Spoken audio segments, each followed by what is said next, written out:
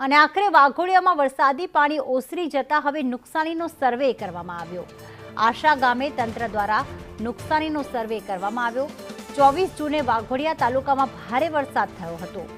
વસવેલના મુવાડા અને આશા ગામે પાણી ફરી વળ્યા હતા।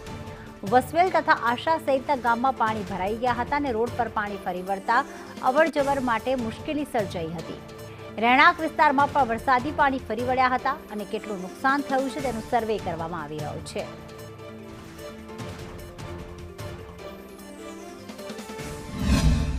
ભારે વરસાદથી પાણીના કારણે ઘણા મકાનોના અંદર પાણી આવીને નીકળી ગયા હતા।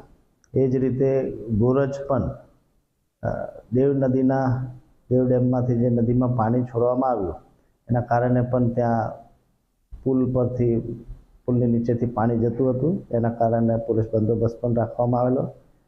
તેમજ આ ભારે વરસાદના કારણે તાલુકા પંચાયતની સર્વે ટીમ દ્વારા વસવેલના તમામ ગામોમાં તેમજ સૈડાલ મુકામે જે પાણીથી નુકસાન થયું છે એનું સર્વે પૂર્ણ થઈ ગયું છે અને એને આગામી સમયમાં સરકારની ધારાધોરણ પ્રમાણે સહાયની ચૂકવણું કરવામાં આવનાર છે।